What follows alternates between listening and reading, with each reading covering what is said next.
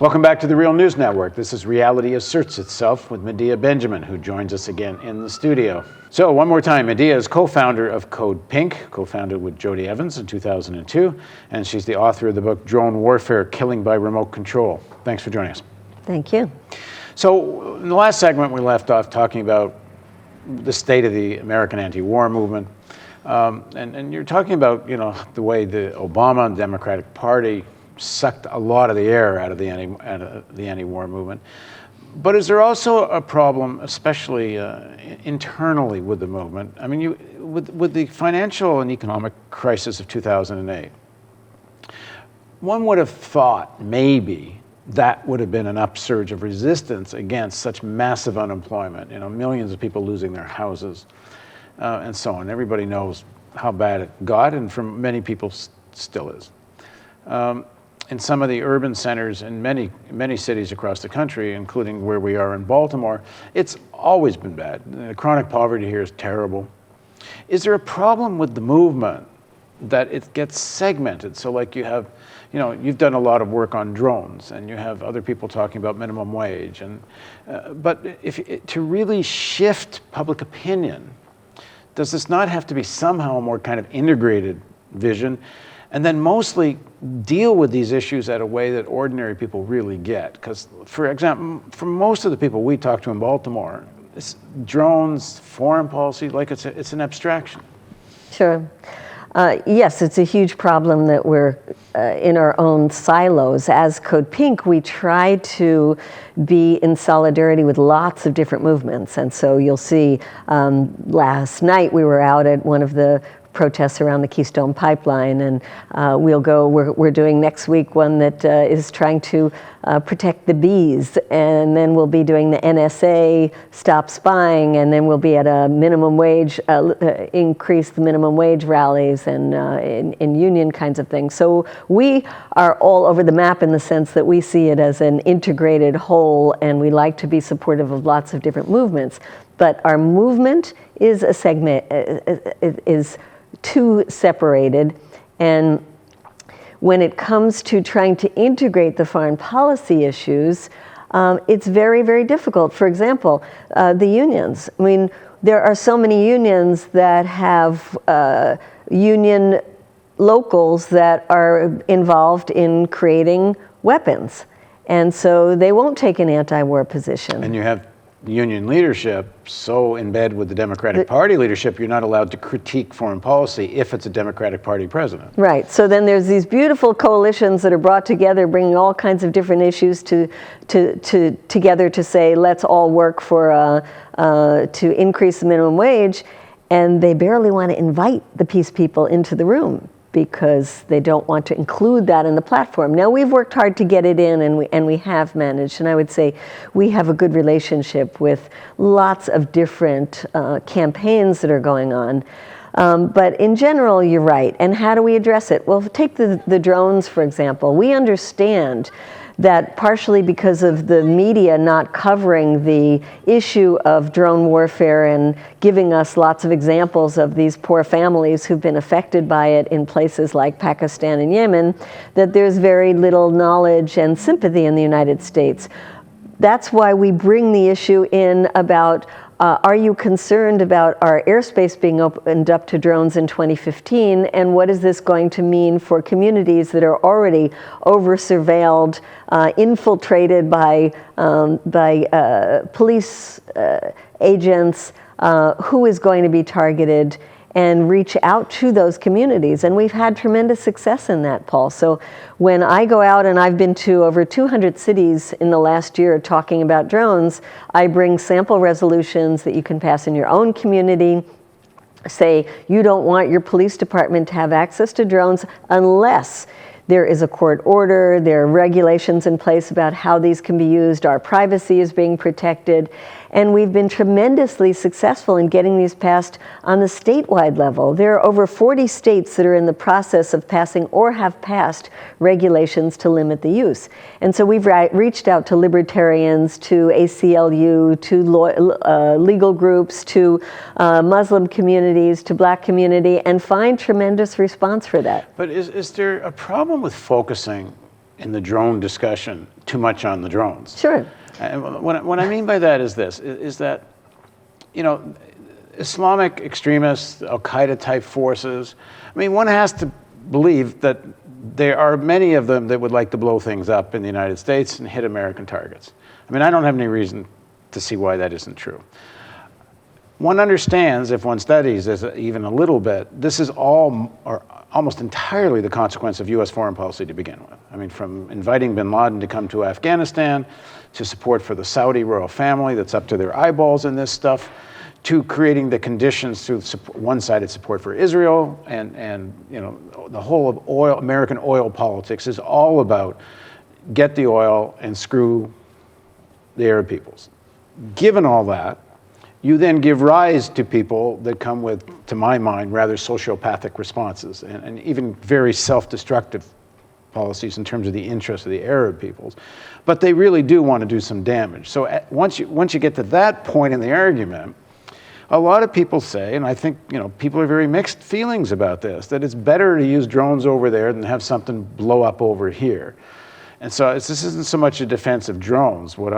If you don't add to the argument, you want to stop people coming over here and blowing you up, get the hell out of the Middle East. Doesn't that get a little lost in just the focus on drones?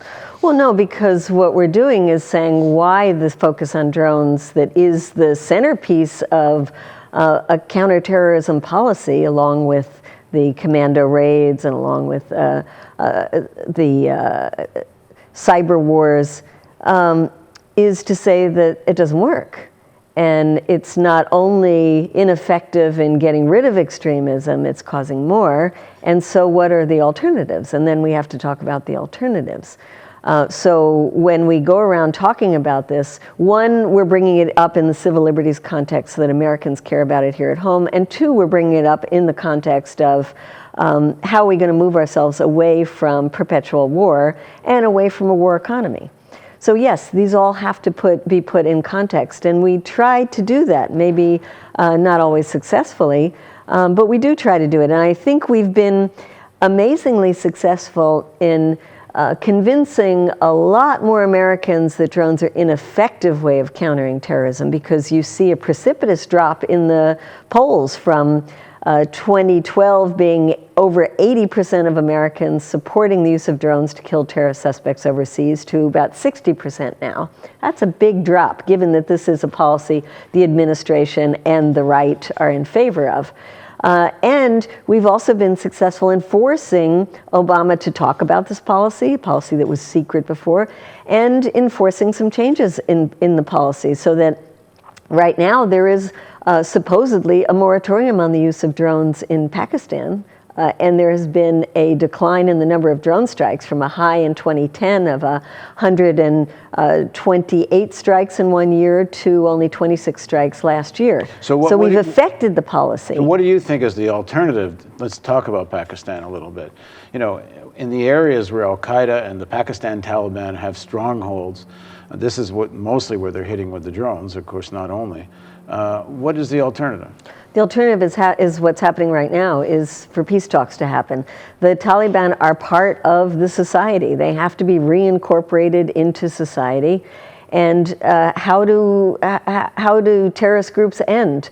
They, most of the time, in fact, there was a study done by the RAND Corporation that showed that 40% of 268 quote, terrorist groups that they looked at over the last 60 years ended by better policing. You capture people and you give them trials. Another 40% were through peace talks, negotiations, incorporating people into society, and only 7% was through military action. We've been doing the military action for over 12 years now, so now we have to try something different. Well, it seems to me President Obama actually proposed a pretty good solution, except he never did it. These things, it's amazing how these things get said and then completely forgotten in terms of the mass media and the discourse. And Bush did the same thing. After 9/11, he said what we need in Afghanistan is something like a Marshall Plan for the reconstruction of Afghanistan. Of course, it never happened. American troops chased the Taliban around the hills, and they left development up to Norway and Canada and Germany, and spent very little time. Misspent a lot of U.S. tax dollars in what was supposed to be nation building, but most of the time didn't build anything. Yeah. But then he said the same thing about Pakistan. his Pakistan policy was going to be a civilian upsurge in Pakistan as well. And the way to deal with the situation was to fight poverty in these areas of Pakistan. And then after saying all this, never did it, and no one's ever asked him, hey, what happened to your policy? Well, look at Yemen, which is, after Pakistan, the second place where the drones are being used so much. There were maybe 200 groups that identified with extremist organizations when Obama started the drones in 2009. Now there's over 1,000. And what's the biggest problem in Yemen is poverty. And the U.S. has been focusing, again, on a failed strategy, one that we see failed in Pakistan, and now trying to implement that same thing in Yemen with the drone strikes. And with every single drone strikes, there are more and more people who join the ranks of extremist groups to try to seek revenge. Let's get back to the anti-war movement, because there's kind of two issues. One, we talked a bit about how the Democratic Party, both through the unions and others, as long as there's a Democratic Party in power in the White House, takes the legs out of the anti-war movement, especially in the United Front building. I remember there was something that the unions held, some rally, I think, was it Al Sharpton or someone hosted it, and they wouldn't allow anyone come to speak that was going to critique foreign policy. Right. You could talk about inequality in mild ways. But there's another issue, and this partly has to do with linking these movements together, is that not entirely, but to a large extent, you have such a racial divide in the American left and American movement. You have white groups, and then you have black organizations, and you have a little bit of of in between. And you can see when some of the unions rallies, you see some of the more ordinary people come out, and you see fairly diverse. But at the leadership levels, mostly white. To really have a people's movement in this country, that needs to be faced up to, doesn't it? Well, sure. I think the anti-war movement, when it was at the height of the movement under Bush, we got a lot of people in the black community to come out. And many of the leaders, the people who were the faces of the movement, were leaders in the black movement, who told us, and I think it's true, that the black community is the most anti-war community as a segment of the community in the United States. Now, that might have changed somewhat under Obama because they support him as an individual, but the black community tends to be a very anti-war community, even though there are a lot of people from the black community in the U.S. military. I think that there's a need to connect the issues of violence in our communities, whether it's violence overseas and violence here at home, which brings a lot of support from the black communities in there. And then there's the bigger question, which is linking the amounts of money we spend on the military and what that does to rob our communities from resources we need to rebuild. And we have met many times when Ben Jealous was the head of the NAACP, and he sees this totally. He said he was a conscientious objector from the time he was 5 years old, and he totally gets how the money going into the military is sucking money out of black communities, is keeping wages low, is part of the reason why we're in this economic crisis. And that is something that we, as the anti-war community, have been trying to focus on. Because King linked the two brilliantly. Brilliantly, totally, he linked it. And our problem is, how do you link that in reality? I mean, we can go and talk to people and they understand that you can't have a war economy and have the guns and butter at the same time. But when it comes to actually making changes, then we get stuck. I think we get more stuck on the how do we get cuts to the military budget? Because you see in the Congress that we have, even Democrats don't want to touch the military budget, and will all of them want to continue to give increases to veterans benefits. And then the military, the weapons industry is so brilliant in making weapons in every single congressional district in this country that even the Democrats will then say, well, don't cut these tanks that the military doesn't even need anymore because those are jobs in my community. So what do you see over the next 2 years or so? Well, I see that we have momentum on our side because of where the American people are. And some people call it war weariness, which I think is true, but I also think there's a war wiseness where American people have learned that even if they want to help the Syrian people, for example, that U.S. military intervention is just going to make matters worse, because look at the record in Afghanistan, look at the record in Iraq. And that is something that is a positive development in Americans not being very anxious to get involved in another war. And I think we have to build on that. And part of building on that is to say that one of the reasons that allows us to get into these wars is because we have this strong military-industrial complex that does eat up so much of our the pie. And then move towards how are we going to shrink that piece of the pie. And how do you avoid, or how do you deal with, let's say it's a Hillary running in 16, you're going to have, women who want the first female president. You could have, I don't know who the Republican's going to be, but let's assume it's going to be someone who's going to surround themselves with John Bolton types and more of the neocon war hawks. So, while Hillary is her own kind of war hawk, they seem to be more extremist than she would be. You could wind up having somewhat of the same replay. How do you deal with that? I think we built up a movement that is not connected to the Democratic Party. There are libertarians right now who we work with on the issue of Iran and that joined us in trying to stop the war on Syria. They are now looking at their positions around Iran, and many of them are with us in saying we have to continue to hold back the forces of war there.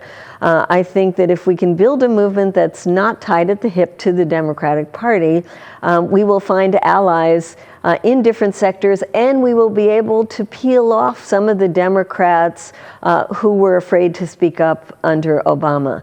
So I feel that momentum is on our side. I think that this empire cannot continue to devour itself and still be able to supply people's needs at home, and those contradictions are becoming more and more apparent. I think we're going to be able to insert the anti-war message more into movements like movements for decent wages and a full employment in the United States, because the military is one of the worst industries, and climate change. You look at the military, it's the worst way to create jobs. And I think it is going to be finding ways to make alliances across these different sectors, to have movements that are not Democratic Party-based movements, and that are also have global alliances, because these are global issues. We had a big global movement that was building before 9/11 that also disintegrated, and I think that movement is building itself back up. I know on the anti-war front, we are recreating a lot of the connections that we had before.